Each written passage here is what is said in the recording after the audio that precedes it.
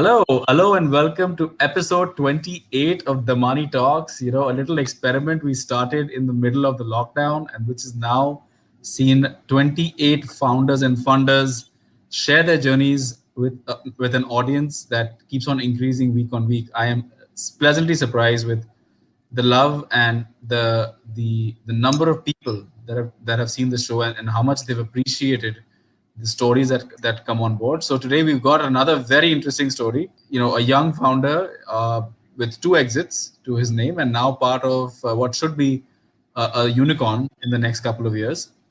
I've got the one, the only Shivalik Sen. Shivalik, welcome to the show. Thank you. Interesting that you use that adjective. I was explaining to my friends, I'm like, even on LinkedIn, I was like, I am coming on the podcast, even though technically might not be a podcast, but of the one and only AD, as you're known. I think Anirudh Damani is not your moniker, right? It's AD, as we've always known you. Yep, true. 80 is what I go by. That is absolutely true. But Shivalik, I think you're one of the. I think you were one of the first companies where I actually led an investment. I sat on the board. I worked, almost co-created with you guys how we should do the product, and then Yeah. also got the exit to Rapido. I think it was quite an amazing experience, simply because I wasn't doing the usual B2C stuff we do, but it was more like a B2B, solid B2B enterprise SaaS product. So we're gonna weave the journey today. I've been told by my team that whatever happens, this episode has to end at an hour. Otherwise, they're gonna kick me out of the episode. So I'm gonna be time bound, but I don't know whether we're gonna actually be able to finish the story in an hour. That being said, let's just talk a little bit about, you started off with at Don Bosco, and then you went over to BITS Pilani, Goa Mm. campus, and after graduation, you had a couple of internship gigs before you started a startup called Driven. So what did Driven do? That's right. So, just out of college, I actually joined a startup. I was working in this startup called Crowdfire. Um, Achha. I was there for a couple of months, and then I quit to start Driven with my co-founders, Arun and Someshwar and Nikhil, and who all actually quit their jobs to eventually join us in founding Driven. Driven was we were doing drivers on demand. The idea was quite simple. You have driver agents everywhere in the country. So if you need a part-time driver, you will call up an agent and you will say that I need a driver for maybe 4 hours or 5 hours, whatever, and you pay $500. And we all of us had experience with this. My father personally used one in Kolkata, like a service like this, and in Bombay also it was quite common. And in Bombay, in fact, we saw that there was a massive use case for post party, like after party. You need a driver to take you home, etc. And we were like, okay, so that was the peak of Uber for X time, and we were like, okay, we got to build like Uber for drivers, driver for hire. And one recurring theme that we kept seeing was that in Mumbai, if you go on the streets of Mumbai, you will see there are lampposts and walls which have all these flyers pasted that say driver for hire. Okay. So driver Hmm. Suvidha, driver for hire, something, indiandrivers.com with a phone number. So we were like, let's be an aggregator of these agents. And, that was the idea.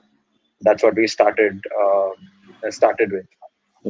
We built an app very quickly, prototyped, built a very simple app, and we hit the ground very quickly. That was one of the best actually things I've done in my entire entrepreneurship journey, was how quickly we hit the ground with Driven. We were there at these, outside these party places like your Toady Mills, socials, and Blue Frog in those days and stuff. We were outside those places at midnight handing out flyers and cards for our service, saying that, hey, man, you Wow. don't need to get a driver for 4 hours. Just get one for $99 to take you home. And they were like, wow, this is cheaper than Uber. I'll get my car. So there's one person who's really enjoying the story, which is Ankur Vaid, who's the founder of Party Hard Drivers, who's saying who's listening to his own competition at this time. But tell me a little bit about like what were some of the challenges that you anticipated in such a play, and how did you manage those challenges when they showed up? See, we anticipated. So let me first talk about the two sides. Essentially, this is a marketplace. We knew that we had to generate demand and we had to generate supply both. Whatever we knew with our little experience, we knew that in such a situation, first you go validate whether there is enough demand or not. And Right. once you are validating that, you immediately start trying to aggregate the supply. So we started going to these agents, and the problem we anticipated was proven to be true, which was, in fact, you mentioned party hard drivers and Ankur. PhD were big, and most driver agents were already either tying up with them or were having the drivers being poached by them directly. We anticipated that getting drivers exclusively on our platform was going to be a challenge. And I'll tell you why this is crucial. Like the exclusivity gives you the quality control because you needed your drivers to behave in a certain way, right? So we True. took the Uber for X thing quite literally. We were like, we are gonna first cater to the premium audience, right? Because that's what Yep. Uber did, if you like remember. And we were like, which Mhm. makes sense. You go on Mumbai roads, there is either auto rickshaws or there are luxury cars. There's nothing in between. And you're like, all these guys who are going out to party in their Mercedes, they will need a good driver at the end of the day, right? They want someone who's a chauffeur. and Yep. and right at the bat we had all of these things in our idea book. Like we could have different classes of drivers. Like you could have Uber for X and Uber Black and Uber Go and Uber Premium.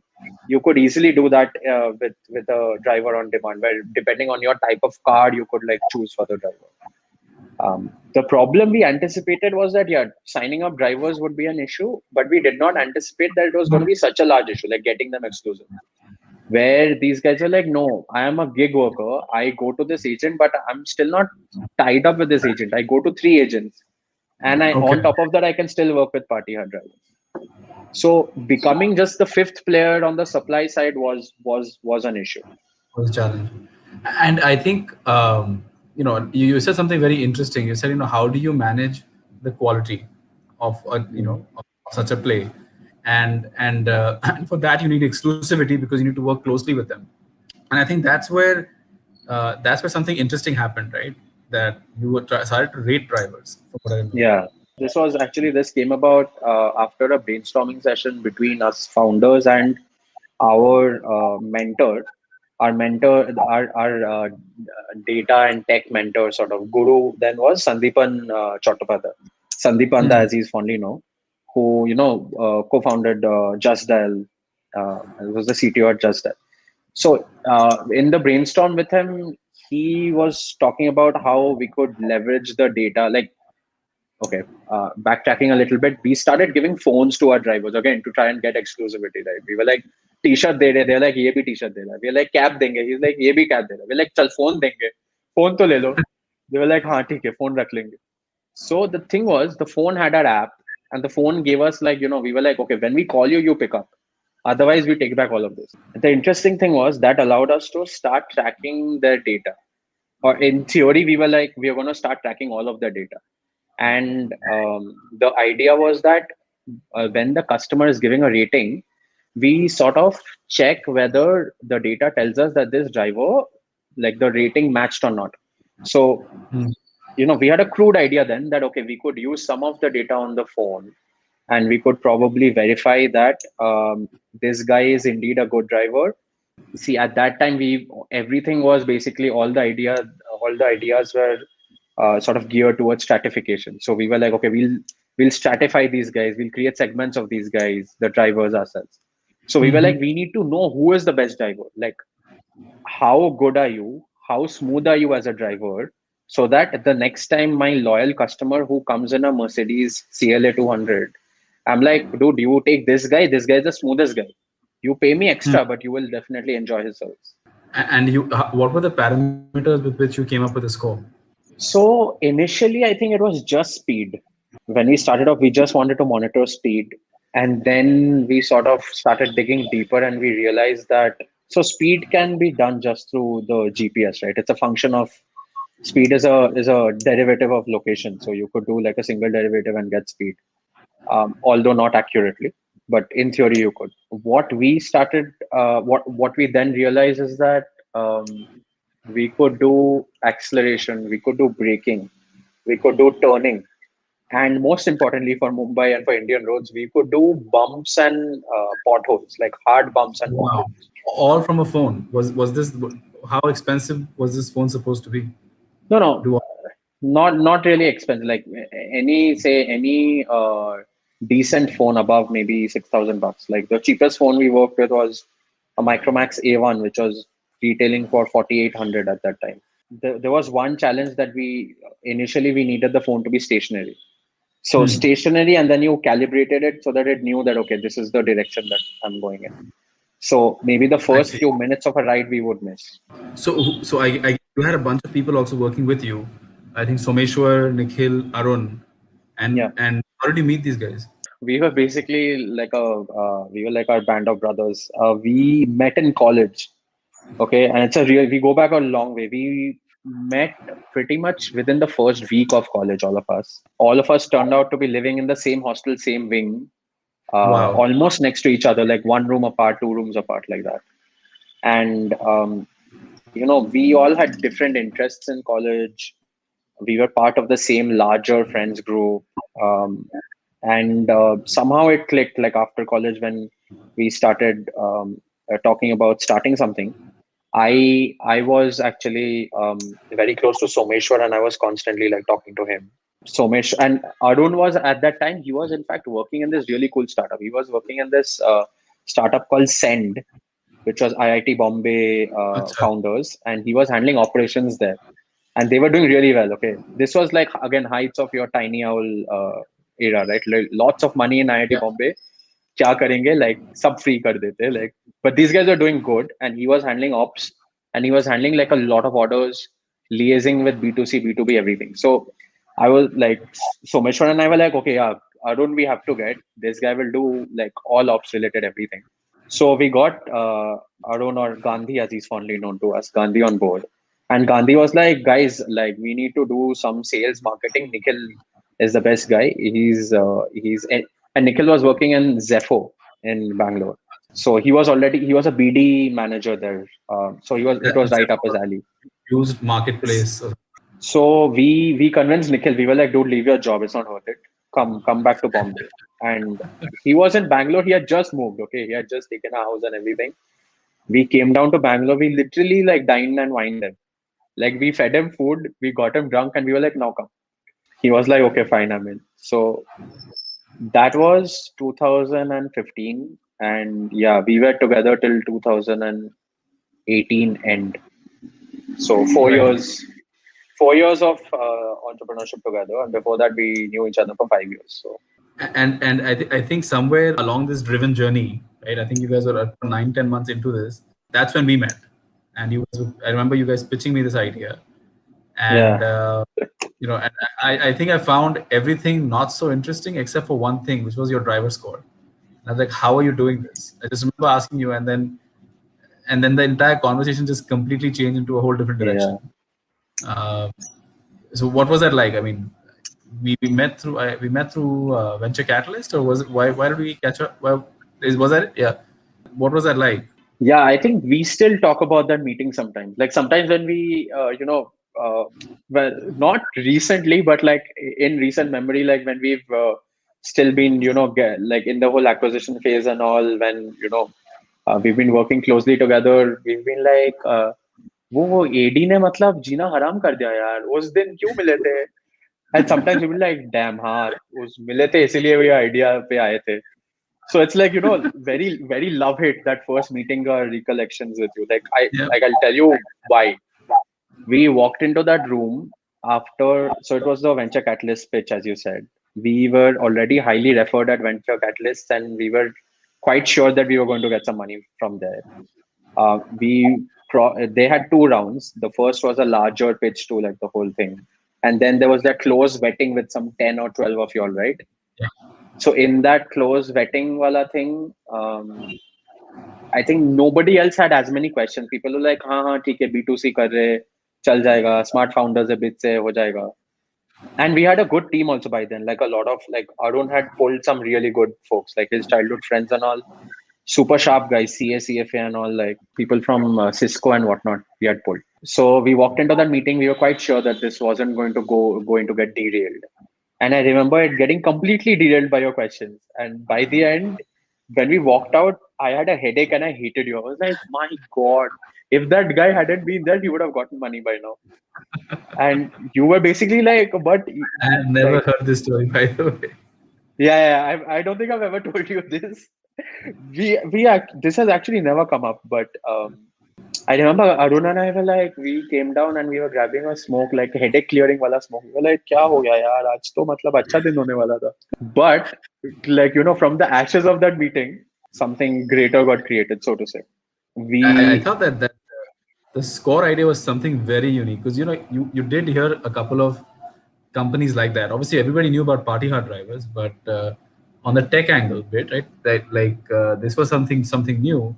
And when you said we can rate drivers, I thought that was like very very interesting.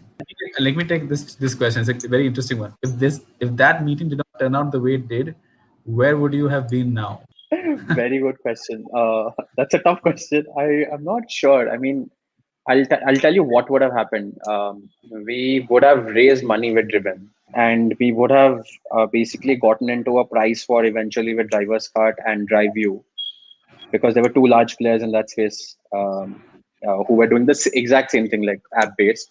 And of course, PhD party hard drivers would have been there, having captured the whole Bombay market already.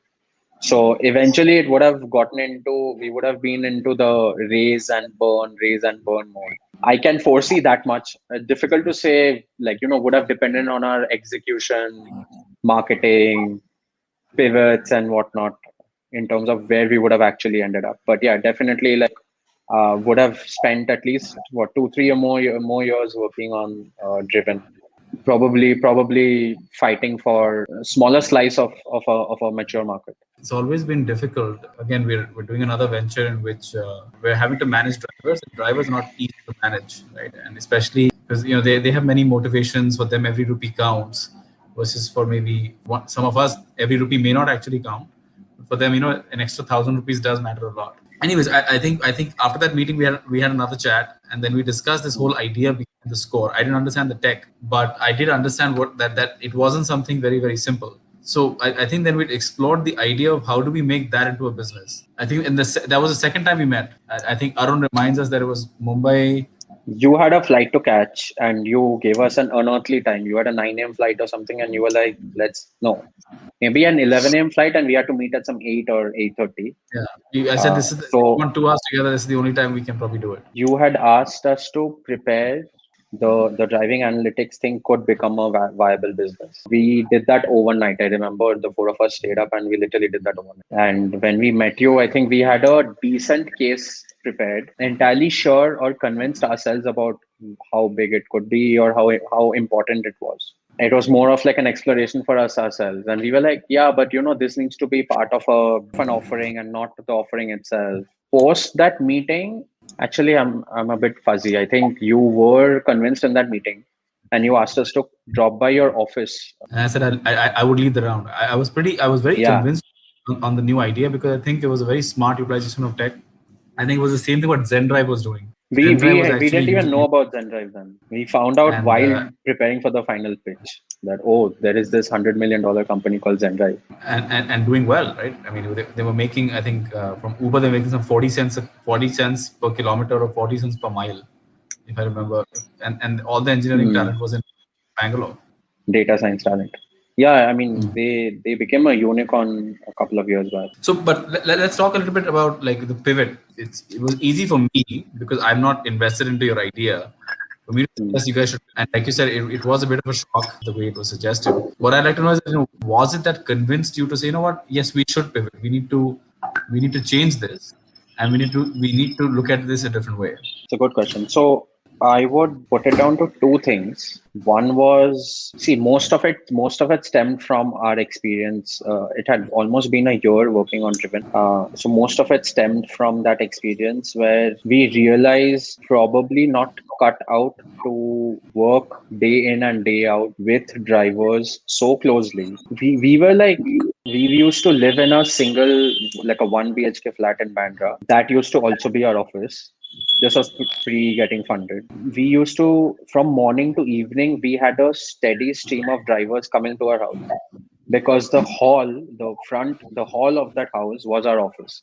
And we had set it up with desks and computers and laptops to look like an office.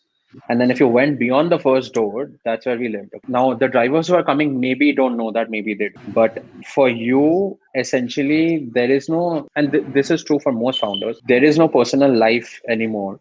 Just that for most people, when your work and life merge, your work is not maybe as harsh or as physically demanding.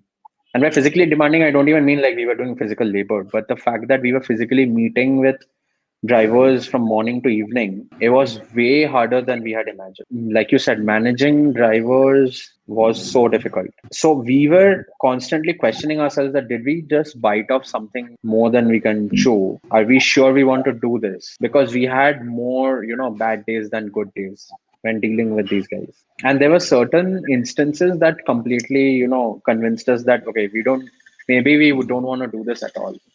For example, one of our drivers on the job was caught at a nakabandi, like by the police check, dead drunk, and he was behind. He was a driver that we had supplied to a drunk customer, like somebody after a party, and this guy turned out to be more drunk than the customer. Oh my So god. at 3 a.m., we got calls from the police saying he's employed by you. Please come to the police station. Your guy cannot walk straight for 3 feet on the road.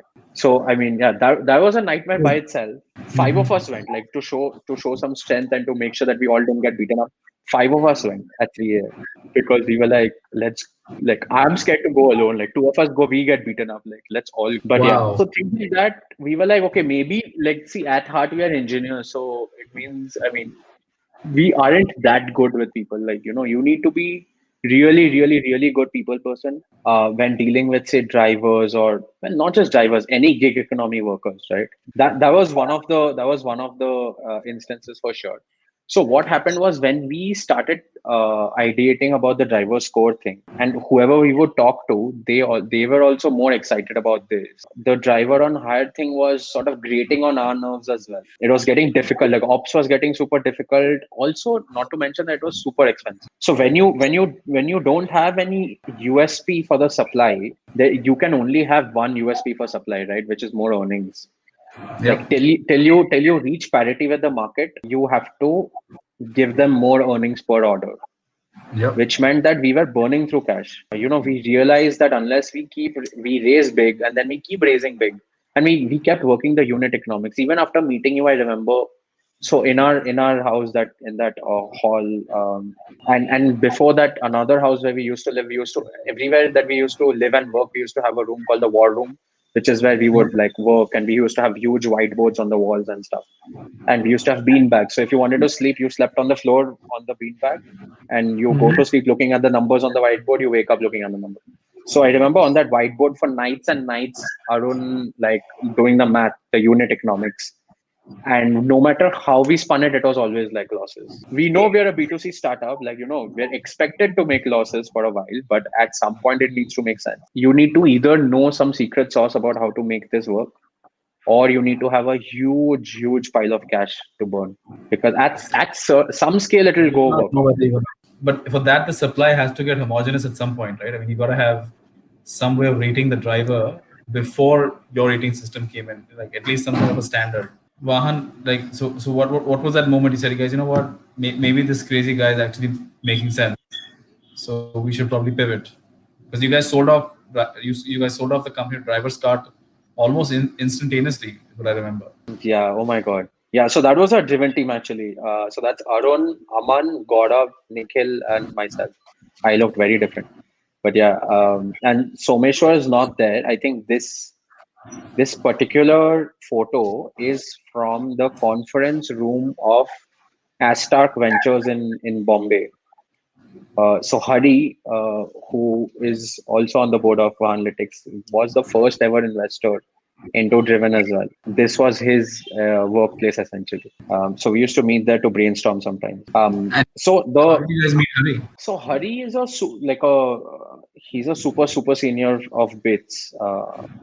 We met him actually at a Bits alumni meetup. Like I met him at a Bits alumni meetup in 2014 in Chennai, and back then he was already talking about he had a successful exit earlier, and then he was a VC, like he was managing Astark Ventures, and he was talking about looking for entrepreneurs to fund and stuff. So we kept in touch, and Hari actually helped us ideate the drivers on demand idea quite a bit. Like he used to feel that pain a lot. He had a card and he used to take it all the time. So he was like, "I will be your first customer always." But yeah, so the Driven acquisition was quite very quick, very painless, which is also why we got no value out of it whatsoever.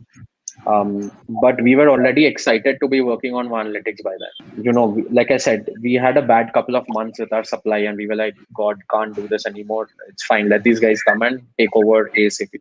So we had like one phone call with Vineet, the driver's card founder, and he was like, "Yeah, I heard you guys pitching this, that, blah, blah. What are you guys thinking? Do you want to? We are about to enter Bombay. Do you want to get into a price war with us, or we could, join hands?" I was like, "What do you mean by join hands?" He's like, like I could take a stake in your company and give you guys an exit. Initially, he was like, just give me your customers and drivers. I'll take care of it. You guys go focus on the second idea. And I was like, we were like, dude, that makes no sense. Take a stake, be an investor, and you take the ops along with it. So that gave us some added weightage, like because we had you as a lead investor, we already had drivers card investing, saying that, oh, this is tech that we want. And we had like 3-4 people already who had committed like some 50K USD, or probably a bit lesser, 20K types.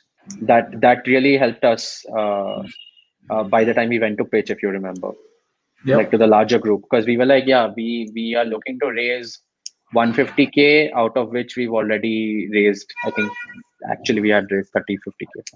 Yeah. I think there wasn't much left. We you got oversubscribed, is what I remember. Yeah, we got oversubscribed massively. Yeah.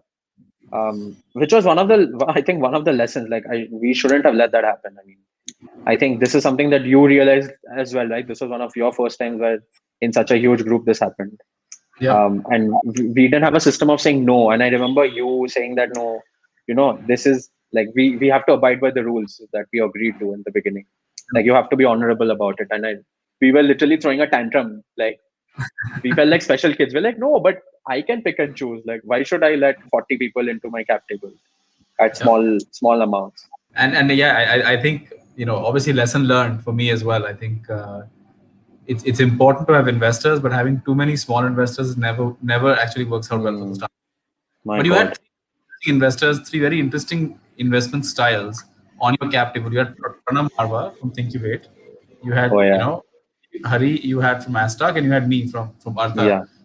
When Yeah. you look back at all three of them, and all three of us are very good friends at the same time. But three very different ways. I mean, different ways of investing, different ways of looking at a startup, and different things that excite them, right? So how did you manage those three people, and what was that you took from each person for your own company? Maybe not something that we used to, do very consciously. We had different cadences with each of you, right? So we would meet you for a monthly catch up. We would meet Hari a bit irregularly because depending on his work schedule, sometimes it'd be fortnightly, sometimes once a month. Sometimes we'd go like 2 months without meeting him. And Pranav, we used to have a weekly meeting with, because also he had just started ThinkCubate, and we were sitting and thinking out of ThinkCubate. Pranav, we had a weekly catch up with, and with Pranav, it was really tactical. And you know, he's so young, right? He's like a couple of years older than us. He had a great sense of tactical decisions, like day to day stuff that we'd get stuck in with. I remember like negotiations with Adani. My God, Mhm. Pranav and Arjun, they helped us so much. Because while I spoke to you once or twice about it, and you gave strategic inputs about it, but they were like there while the phone calls were going on, and they were literally like writing down things. No, say this now, literally like that. Pranav and Arjun, and mainly Pranav. Arjun again was there for the initial first year. Pranav and Arjun almost coached us to a large extent, like how to be not overawed when talking to people like Adani and Reliance and Bharat Petroleum and stuff. How to actually talk like men and make sense and not be over infectious with our energy and just be like, oh cool, hum to solve kar denge, hum apna tech dekho. With you, it was always more long term, because like I said, the cadence also sort of dictated that. Like we met you once a month with numbers. We talk about what numbers we were tracking, whether there were the correct metrics to look at or not. I remember struggling to find a North Star metric with you for such a long time. Like I would I think Someshwar, Arun, and I once turned up to a meeting with you without numbers, and you were like, "There is no point of this meeting," and we had come 2 hours, like we had traveled 2 hours. So The next time I made it a point to come to your office and do the meeting over there. I think so, yeah. And I remember Pranav was also there, and both of you were like, "Yeah, but like, guys, we need a North Star metric." But yeah, so overall, I think definitely strategic inputs from you and long term sort of where are we going, whether this is the correct place or not. Asking really hard questions like, is this even the correct client for us? With Pranav, it was more like, this is an opportunity. Now, how do we crack it? Yeah. And like I said, Pranav was always also bringing us opportunities. He was like, listen, I'm connecting you with these guys. I know that this is the size of the opportunity. I think it makes sense. And with Hari, it was mostly about fundraising and the financial aspects of it. Like, okay, this is how much we have left. This is what the runway is. How do we look at this? Can we hire one more person? Should we let go of someone? What kind of numbers to hit before we start thinking about the next round? So let's talk a little bit about, like, because now we've talked so much about what happened around Vahanalytics. We haven't really talked about what Vahanalytics really is or what, right? So maybe just for the audience that is here, uh, what is Vahanalytics? What did it do? Vahanalytics was a driving analytics platform where we could track any driver initially just through their phones and later through a combination of phones and devices. I'm not talking about just location tracking, I'm talking about tracking their actual driving behavior and their behavior behind the wheel of a car.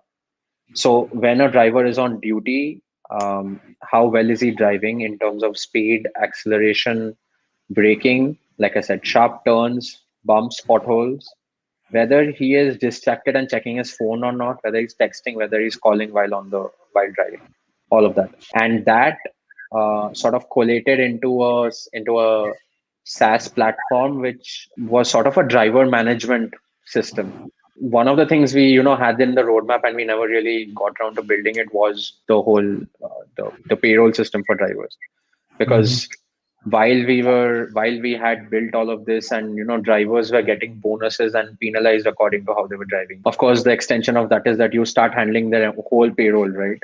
And then bonuses and penalties are on you. You know how to handle them. In short, a driving analytics platform which was largely phone based. The USP was that it was phone based. And I remember that when we finished raising, there was this whole conversation whether we should actually announce the round or not, right? But the right announcement, the right amount of PR actually got us our first customer. Do you Oh remember? yeah, absolutely. My God, that was one of the crazier experiences of my life. I remember firstly being completely taken out of the blue when we were put on call with like a journalist, and there was someone from PR, and the PR person, like basically before the journalist came on call, the PR person was like, okay, I am from this organization, and I am there's a journalist who's going to join, and you are allowed to say these things. And I had no idea what they were talking about. So I remember the first couple of interviews went really poorly, like within that half an hour span. And in those couple of hours, we spoke to I think 6 journalists or something, Yeah. and we got a whole PR blast, right? It was covered by everybody from Economic Times to Business Standard, etc., VC Circle. A couple of weeks from then, Nikhil gets a call while we are in office at XXviii. Nikhil gets a call and somebody's like, I'm calling from the CEO's office of Adani Ports and Special Economic Zone. We read about this driver performance system you guys have built, driver safety. Can you do something for us for driver safety? And Nikhil thought some random dude has called, and he's like, no, no, nahi chahiye, nahi chahiye. Well, not exactly, but Nikhil was like, what are you talking about, man? Who are you? This guy was like, yeah, I'm calling. Like, then he explained, I'm actually calling from, yeah, there's this person. And then we were like, okay, wait, Adani Ports and Special Economic Zone, let's Google it. Google it, the first thing you see is it's $1 billion port. It's India's largest private port. And then we were like, oh, okay. Yeah, we weren't expecting to land a huge fish just right off the dock, right? Like we had literally just set sail. Yeah, but I think what was the right kind of PR, right? Which you don't want to be in the newspapers just for the heck of it, but when you're trying to explain something that you're doing really for industry, for the enterprise space, it made a lot of sense to do that kind of PR. But after that, I think what was really interesting is the next step, which was to actually head down to the Adani port and camp yourself out there Yeah. till you get out the product for them, right? And you went from the nice plush offices of ThinkUbate, and then straight to basically living with drivers once again, but this time in a different way though. In fact, we did that twice. So the first time when we went to sell them the initial product, and we didn't really have a product then, right? We had an idea and we knew the driving analytics part. Like we were too naive to sort of understand that we can't just go and tell them that, okay, see, we can track your driver and we can give him a score and we can tell you guys how safe they are. You need to build a whole ecosystem around your idea, right? Like as a um, SaaS product, as an enterprise solution, there always needs to be an ecosystem around your core product. And much later, like almost 4 years after that, I came upon a SaaS company who were building something out of Chennai, who were actually building the ecosystem before the core product. So just a side anecdote, but yeah, we never even thought about that ecosystem. We just went there. We were like, yeah, this is the core product, ye lo. And they were like, "Arey, sirf isse kya karenge? Where is your OAuth and where is your sign on and where is this and where is that and where can I set my settings?" And we were like, "What are you talking about? We are not here to sell your suite." But yeah, I mean, we did eventually have to start building out all the parts of the suite to sell to them. And obviously that one customer basically, in many ways funded the entire development of the product, and then you guys went a lot wider. But I think we at some point realized that we had to get more enterprise clients, and there was a challenge there. What can you talk a little bit about what the challenge was and where we were getting stuck? Yes. Okay. So two challenges. One, sales was a challenge because we didn't have sales first thinking. We probably still had B2C first thinking, right? And we were like, if you build it, they will come, which is one of the biggest fallacies in, being an entrepreneur. So enterprise sales is a completely different beast. And in India, software is so undervalued. There is no value given for the software that you provide. The value is only for the service that you give at the end of the day. So along with that software, what these clients really valued and paid for was that we were so small, we needed them so bad that we would be up all night, all day after day, week after week, building out custom modules for them. And as you know, that is not scalable. One client, we did that, they were happy. The same client, when they needed a different solution, we were struggling to keep up with demand. And we mistook this for basically product market fit. That was in hindsight a lesson. The next few customers that we went to all said, yes, I want this, but I want it with these customizations. And we were like, cool, we'll build it. They will pay us. Started killing us. I mean, the amount of money that we spent trying to build customizations, the amount of man hours and months and weeks building out custom modules for clients, a lot of whom didn't convert at the end. Big lessons for posterity or in posterity. What would be your let's say learning to impart to, let's say, somebody today in the enterprise SaaS place facing the same issues as you were? Things just getting way too customized to productize. Yeah, I mean, first lesson, and this is what like Gandhi keeps hammering into us now, is you don't sell software to Indians. Firstly, never go with a I'm selling a software approach. Go with a this is my service or this is my value. मैं आपका there is only like there's only one thing like okay, software in the world does two things: it saves you time or it saves you money. Nothing else is like enterprise software. In India it only saves you money. Time is also not valued. If you go tell them I'm saving your people का time, they're like क्या जाता है, मैं तो इसको 20,000 दे रहा हूँ, ये कर लेगा, ये मैं 2 और बिठा दूंगा, सॉफ्टवेयर नहीं चाहिए तुम्हारा.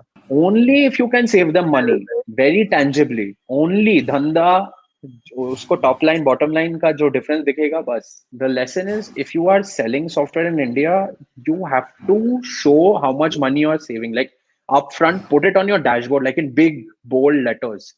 You saved 10,000 rupees today because you use my software. Nothing else. Even if you don't save him money, you write that. Like nothing else works. Is my lesson. Yeah, quite literally. And Sticker, you know, sticker shock. We need to see that.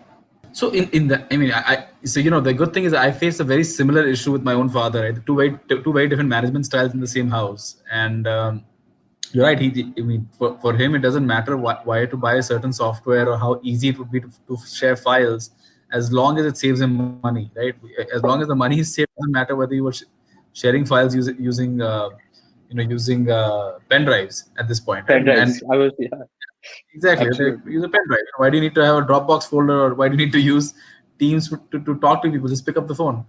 correct. But it is a mindset. It is changing. But yeah, I think productivity gains aren't counted as much simply because India continues to be a very low labor cost market Yeah, even today. If in this 10 hours, it's not going to make a huge difference to the bottom line. I remember like we had multiple conversations. Things were starting to go slow simply because, like you said, it was getting difficult to sell to an enterprise audience that did not understand the value of productivity. But however, I think you gave it another try with Adani. You did another stint at their port before deciding to yeah. call it quits. So that moment, what was the reason why you said, okay, this I don't think this we can, I don't think we can scale this. See, we spoke to maybe 20, 30 customers, and the learning was always the same.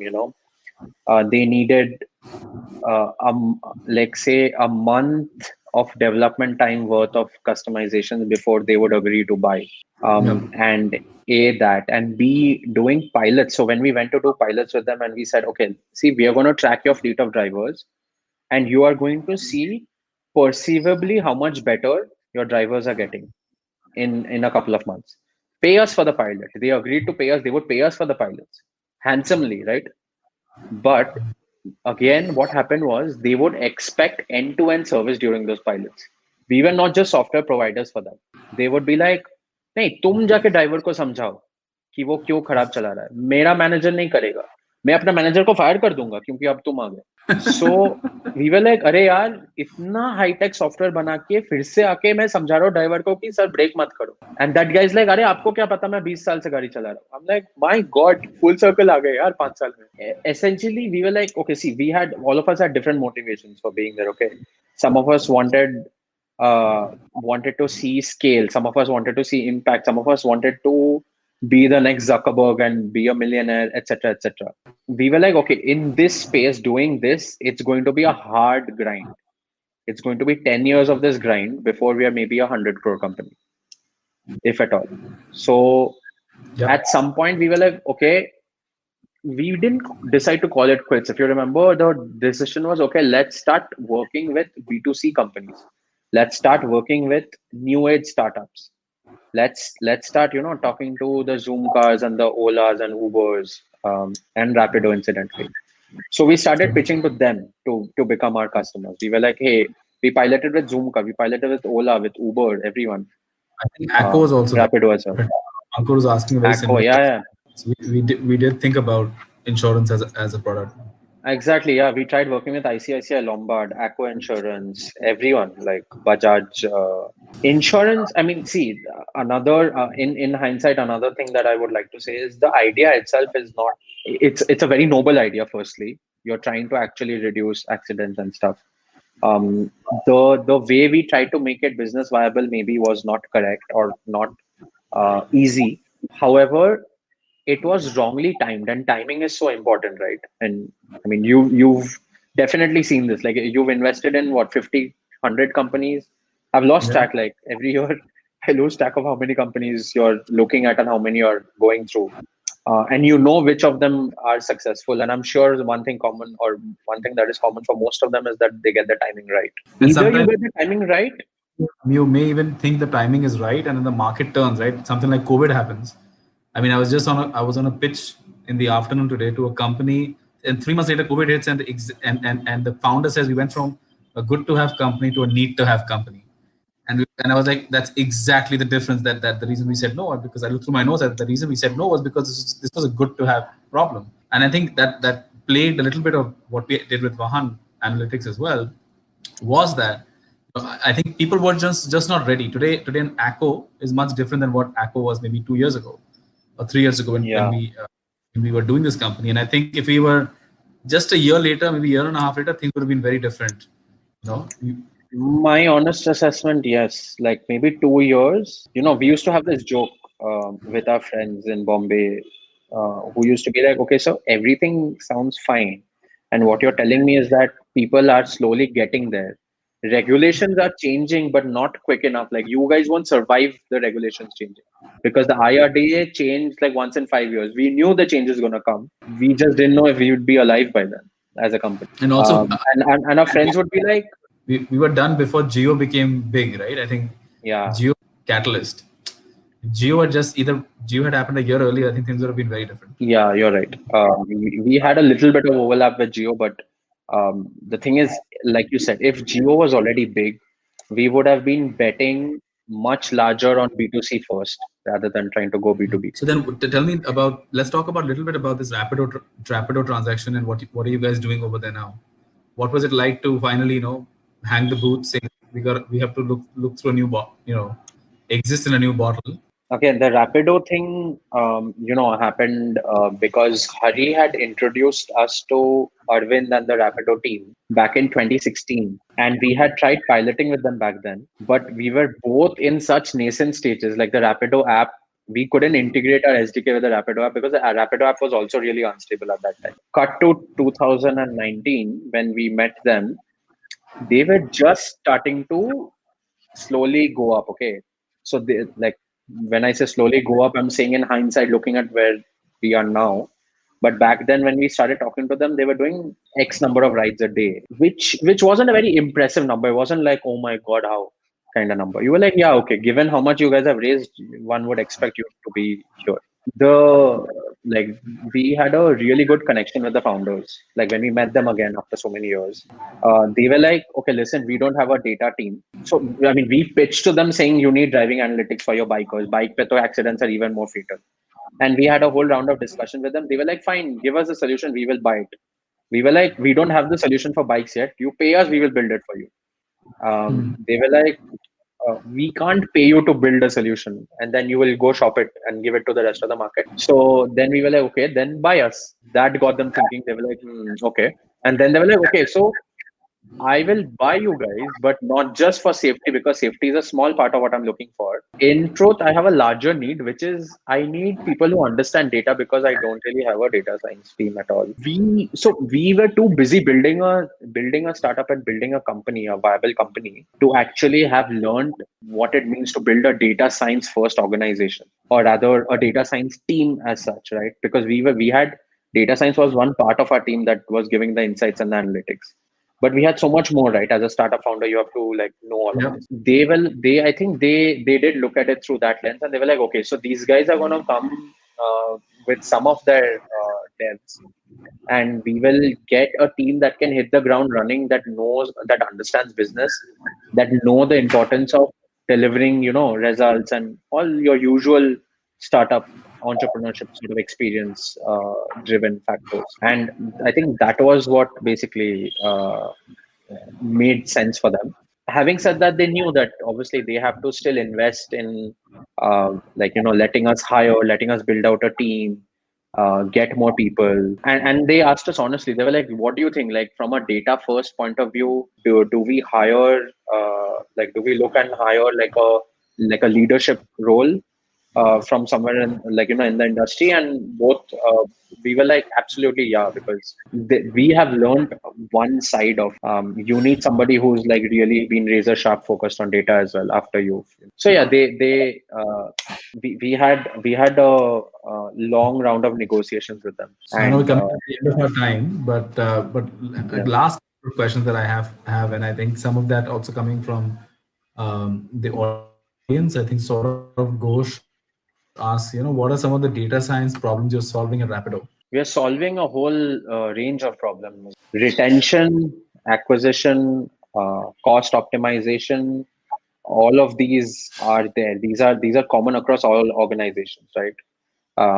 And everybody will relate to these. Like, say your Microsoft also works on these, Google also works on these, we also work on. Some of the unique problems that we are solving are very, very uniquely related to, say, gig economy sort of ecosystems, and especially transportation based gig economy system. For example, a lot of our requested rides do not convert into a final net order, right? Like the customer wants, the demand is there, there's latent demand, but for some reason it drops off. So basically, one of the things we figured is, because a lot of times the guy who's coming to pick you up on the bike, he has to travel more in the first mile. We call it first mile, which is essentially the pickup distance. He is traveling more in the pickup distance than the final, last mile of the order. So it actually, he's at a loss when he's doing that order. Like looking at the economics of each ride, like unit economics of each ride from a marketplace point of view, that itself becomes like a huge sort of data problem that you're solving, which is sort of unique to this space, along with, like I said, some very generic or general problems like customer retention, segmentation, targeting, acquisition. And one thing, yourself, I think I was going to say 5 years, but Shashwati Banerjee asked you, where do you see yourself 10 years from now? 10 Dr. years from now, Shivalik Sen?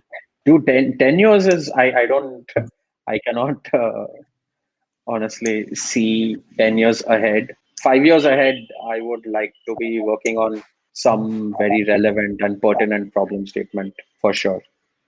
Whether that's, as a part of a larger organization or doing something of my own.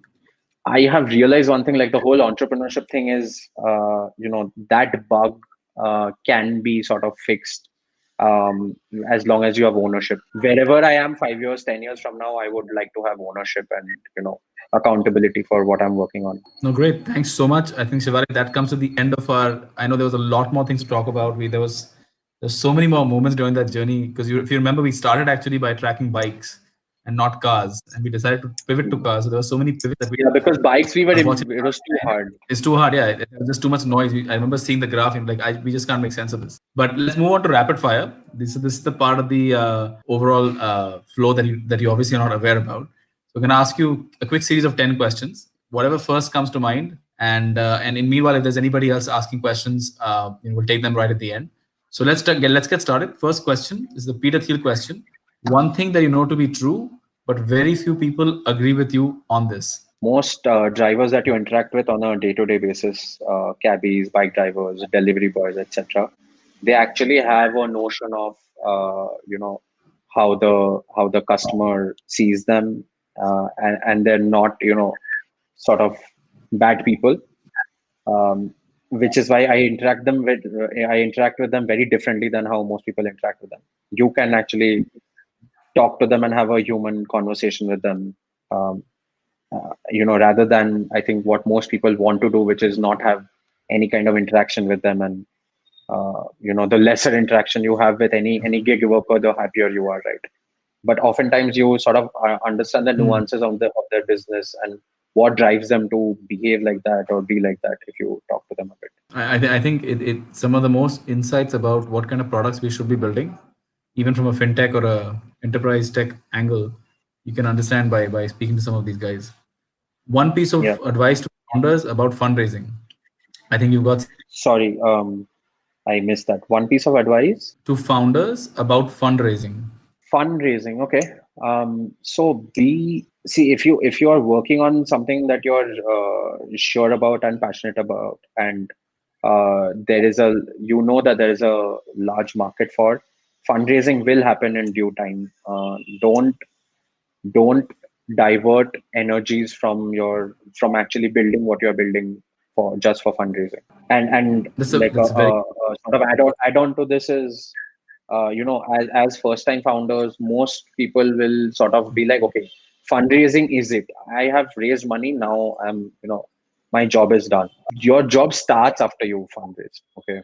Like if like just realistically speaking, if we had not ever raised those 150K from VCATs and including yours, we would have maybe given up much earlier, right? Because we had opportunities to be acqui-hired much earlier, and we wouldn't have fought and ground our way through like sleepless nights and like barely be able to pay rent and stuff, because we always had that responsibility that we you have that responsibility once you fundraise, that you have to give that return to the shareholders, to your investors, and that responsibility does not lie easy, and it shouldn't. So don't look at fundraising as like the first objective.